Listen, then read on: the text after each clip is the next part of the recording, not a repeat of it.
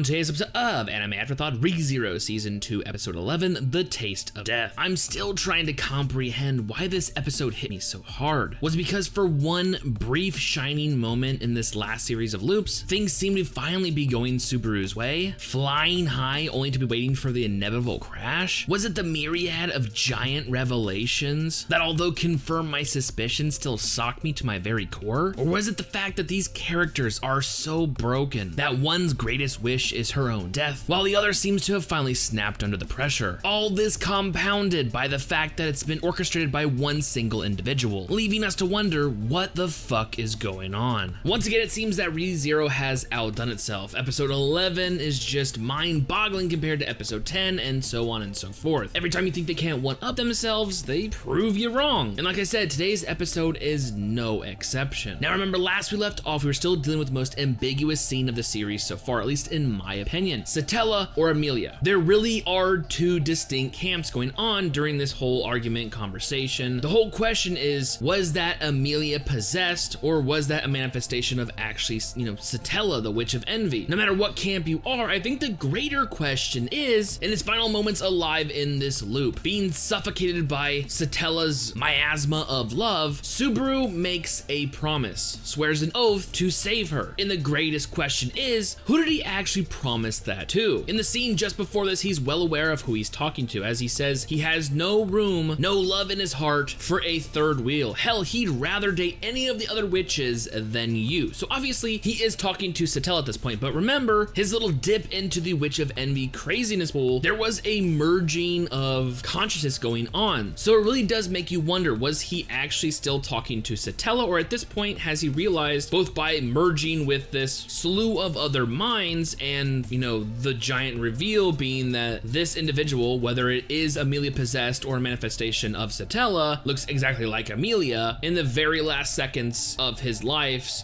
promised to save her, who is either A, devoured, or B, possessed. Personally, I love the fact that this scene is so ambiguous. It sparks a lot of debate and conversation. Who was he dealing with, and who exactly was he talking to? Now, of course, anime onlys can just speculate at this point, but obviously web novel and light novel readers are ahead of us, so maybe there's something in the future that'll actually allow us to figure out who the fuck he was talking to, but at this point, the scene is still up in the air. But regardless of that scene, the loop is officially over. Yes, thanks to suicide via echidna manipulated handkerchief, Return by Death has struck again. With the next loop starting up, everything is playing out the same, or at least somewhat. Subaru still has lingering feelings towards Amelia, again a little ambiguous of why. Was it Amelia possessed? Was it just because she has an uncanny, identical look to her of Satella? Once the interaction begins, he's quick to brush it off, and the loop goes on and on. Now, Subaru has come to the fact that, hey, I have Return by Death, why not fucking use it if there is no limit to it? So let's go ahead and just,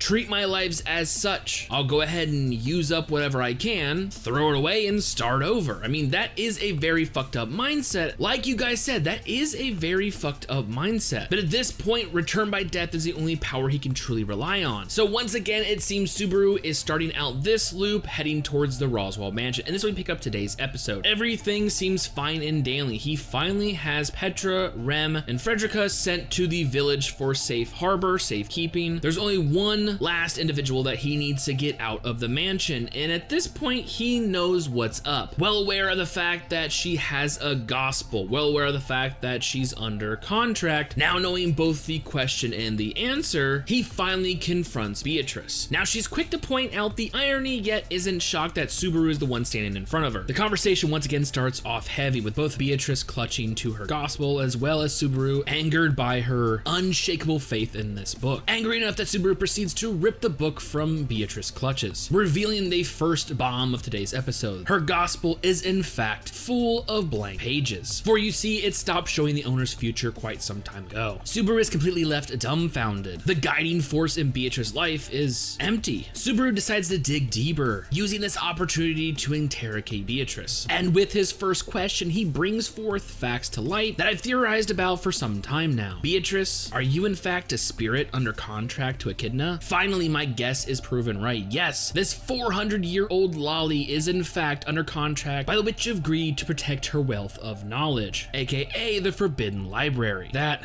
That must have been so difficult. 400 years alone, serving a master that no longer is alive, whose precious gift and guiding force in her life is nothing but a tomb filled with blank pages, living only off the echo of her mother's final words. Be ready for one day that person will appear. The next scene, hitting me like a ton of brick, exemplifies her current state of mind. Beatrice has given up long ago, waiting for the individual who will free her from her contract. As we see her let loose her frustrations on her would-be savior, Subaru, she proceeds to scoff at his ideals, as if it's as simple as holding out your hand and asking others for help. If it's so simple, where the fuck were you 400 years ago? Where have you been while I've been suffering all this time? Subaru is at a loss for words, with the only ones coming out of his mouth is, what can I do to help? Beatrice makes a large request she knows he can't fulfill. Make me your number one, the most important thing of your life. Pull me closer to you, let me stand by you. But if you can't do that, there's only one other way out. I need you to kill me. It seems Subaru is in utter disbelief. Did those words seriously just come out of your mouth? I can't kill you. Beatrice is also quick to point out the fact that spirits cannot kill themselves. They cannot die by their own hands. So if you're not willing to make me your number one priority, the only other option is for me to die. Now Subaru looks like he's having a mental breakdown. Of course, this super emotional, devastating conversation, which brought forth a slew of revelations, is once again interrupted by, yes, Elsa Granhirt the Bow Hunter, quick to realize the one weakness to the ever-moving Forbidden Library, the fact that it requires a door. Simply leaving all the other doors open would of course eventually lead to the Forbidden Library. I love this scene because it does give you a glimpse. Remember that actually Beatrice and Subaru have the same affinity. With Subaru quick to go on the offensive, Beatrice is even quicker. Shamak, and they're out of the fucking room, leaving the Bow Hunter in a cloud of nothingness. And with the two escaping for the mansion, this leads us to our next giant revelation. My God. Remember in an earlier loop how there just so happens to be mob beasts entering the mansion, which, you know, did quite a number on our main heroes? Yeah, it turns out they're actually being controlled by an individual, which we found out was Mei Li, and it turns out that Mei Li, the partner of Elsa, is actually a character we've seen before. Trying to make their way to the village, they are stopped. Yes, the master of the mob beast is in fact a child, one that Subaru knows quite well and makes a lot of connections from season 1. You know, the blue-haired little girl that actually pointed Subaru in the direction of the mob beast? Like, yeah, it turns out she in fact is a mob beast tamer or master or whatever. She has the ability to control mob beast. She in fact is the partner of Elsa. On a side note, this leaves me to believe that in season 1, everything to do with the mob beast and curses was actually all her doing. And it really makes you wonder, this person or group or organization that has hired these mercenaries, they're really out for Amelia and company. You have Elsa stealing the insignia, you have Mei Li trying to kill them off, and now you have all this shit going down. Like, yeah, we need to find out who the fuck this organization is, or individual or group or whatever. Back to the action though, it turns out that Mei Li is actually coming from the village that is now up in smoke and flames. She just so happened to have business to take care of back at the village, and her business was Petra and Frederica.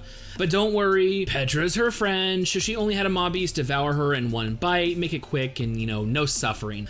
Yeah, this is pretty hard hitting, and we're only halfway through the episode. But of course, the two divvied up the work, and Elsa still has her job to finish as she comes out of nowhere. Luckily, Beatrice is there to put up some kind of a fight. She is a spirit. She does have some power. I mean, we've seen it before as she took on Ram as well as Roswaal back when she was protecting Subaru. But the question is, can she stand up to the Bow Hunter? And honestly, it looks like she's doing some major work. Casting a spell that solidifies basically dark or shadows, throwing these shards at Elsa, finally getting a hit, which basically encapsulate her or solidifies her into this crystalline form, which aftermath is basically Elsa shattered in the purple crystal on the ground. Or at least you're led to believe. Somehow Elsa was able to get out of that, using the opportunity of Subaru stopping Beatrice from attacking Mei Li. The Bow Hunter uses the opportunity to do what she does best, slice up bows, and it just so happens she's aiming to see what a spirit feels like, and it turns out they do feel different. Now, this scene in particular is fucking amazing. Not only do we have Beatrice, who seems completely okay with how this scene is turning out, now she can finally ... rest at peace, be free, die, whatever she wanted to fucking do, she has accomplished in this goal. But for Subaru, his voice actor, and whoever is in charge of the special effects, this scene is just beginning. Like, her dissipating, disappearing, dying is fucking phenomenal. I love the effects they used. Subaru's agony during this is just, it's not pain, it's just question questioning why. Like, you can tell that this dude is just beyond belief. Like, he cannot fucking have this. Of course, that disbelief turns to anger directed towards Elsa, but dude, she's a fucking monster. She just took out a spirit lickety split. One hit KO the guardian of the Forbidden Library. Like, what are you gonna do? Turns out, get hit in the head and stabbed in the eye. Now, if you're like me, you probably assume that this is the end for Subaru. Another death, another loop. But it actually turns out with the last of her power, Beatrice is teleporting Subaru away, once again ending up back at the sanctuary. I believe it was either the lab, or I think it was the prison, because it had the bar doors. But once again, it is snowing, so he makes his way back to the trial, the sanctuary area, to find Amelia. Now, this is a very different Amelia. And again, dealing with Amelia, this scene once again is ambiguous, but of course, Roswaal he's able to fill us in. Right off the bat, Amelia is acting very fucking strange. Overly talkative, overly confident, overly attached to Subaru. Something that he's not used to. In fact, this isn't the Amelia that he and us know. At first glance, given the eyes, it looks like she maybe is still being possessed, or something is affecting her, aka the Witch of Envy, as she says, you know, I love you, you love me, like, let's be together, blah, blah. I mean, it's along the same line. Subaru gives us the first hint as he walks outside and meets Garfield in a Ryozu clone. That's not the Amelia. Something has happened. Someone has done that to her. She has literally snapped where she is completely dependent upon me. Like, something has happened. Now, Garfield seeing this, he snaps because Subaru seems to be gushing about the love, but of course it turns around. Garfield does have an anger problem. He's way too quick to transform and get all pissed off. Even demands to have Amelia, be brought, the half witch be brought out and stop the snow. He's like, can't do that. She's not the one making the snow. Have you seen Roswaal lately? We all know that something's been fucked up with him. Why would you put so much trust in a dude you just fucking met? And it turns out, yeah, it's not blind faith. He actually had some inside information. As the duo of Garfield and Subaru, now who's sporting a pretty badass arm sleeve eye patch, makes their way to Roswaal, they begin to question him, like, dude, are you making the snow? What's going on? Roswaal gives us the first clue that maybe he knows a little bit more about Subaru than we're led to believe. Oh, did I tell you that? Huh, that's funny. Well, I'm surprised you guys actually made it here, so, but being that so nonchalant about it, obviously, once again, pisses off the already easily angered Garfield. As he's going to attack, is confronted by Ram, but it's all, once again, completely turned asunder when Roswaal uses Ram as a basically meat shield, which punches through her into Garfield, taking them both out, then proceeds to bash Garfield's head in as he tries to heal Ram. Like, what the fuck is going on? In the following sentences, it kind of makes sense as you see that Roswaal basically comes out and says it. You know, you don't really look like you should. It seems like maybe you're missing grief. Is it because you think you can undo what has been done? Basically, what the scene boils down to is he's well aware of the fact that Subaru somehow can restart or redo things over, and maybe Roswaal, using this opportunity to take those two out, thinks that this time around is a wash, which actually makes sense when you think about what he says at the very end. Subaru still needs to question this fucker, like, what the fuck is going on? Roswaal's like, okay, maybe this will help you. Finally shows Subaru that he has the other gospel. Subaru realizes what it is. Roswaal realizes that he realizes that the other gospel belongs to Beatrice. He is in fact the one that is doing the snow, and in turn is the one that basically made Amelia snap. And in fact, the snow actually summons the Great Rabbit, so it once again fucking shows up. So yeah, like, this episode, and just that last little bit, the conversation between him and Roswaal, like, oh, don't worry, you will eventually catch up with me. If you find one thing, one thing you hold dear, and you make that the one thing, the most precious thing in your life, one day you'll be like me. Subaru's like, dude, what are you talking about? He goes, oh, don't you get it? You may be able to be, redo, but I can't. I'm done for. But as long as there's a person out there working towards my goal, another me, it'll be okay. And then he gets gobbled up by the fucking Great Rabbit. Surprisingly though, this time Subaru makes it out alive? Question mark? Explanation mark? ... I mean, we all know he's fucking dead, but he's alive enough to drag his half-eaten corpse all the way back to the sanctuary trial where he confronts Amelia, who still is snapped, completely devoid of any reasoning, and once again resembling Satella in how fanatical she is about Subaru, proceeds to kiss what at this point, as the light goes out in his eye, the dead body of our main character, and thus ends episode 11. My God. Seriously, this series is so fucking good, but it's so dark, both emotionally and physically. And you know what? Aesthetically. No offense, but they definitely need to lighten up some of these scenes. I'm pretty sure that whole last scene, I was just looking at just a black screen. No, but in all seriousness, this series is fucking amazing. Like, every single character is deep and complex. And a lot of them are so fucking broken, yet they have dreams and aspirations. Like, I love it. I love it. This series is just fucking perfect. It definitely makes Wednesdays.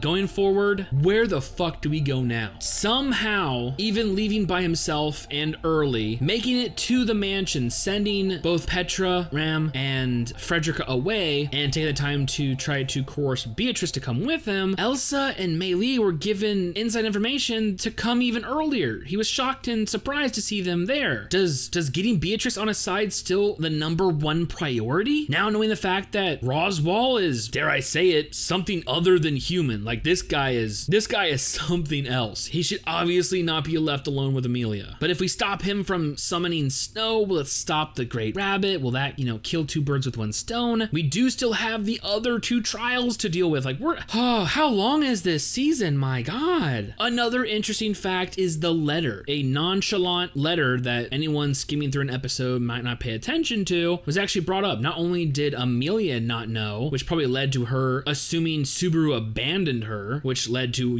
her current mental state, but also Roswaal, the guy with a tome who actually tells the fucking future, was shocked and surprised by what letter? ? Who the hell stole that? Like, there is a lot of shit going on. We have a lot of shit to deal with. But we also learned a lot. Like I said, Beatrice is a 400-year-old spirit under the contract of Echidna to protect her wealth of knowledge, aka the Forbidden Library. Armed with only a broken gospel that no longer tells the future, still living off the last words of wait for that person to arrive. Like, Subaru, you are definitely fighting an uphill battle, but I am here and I am rooting for you. So with all that being said, and another ReZero next week, I honestly cannot wait for future episodes.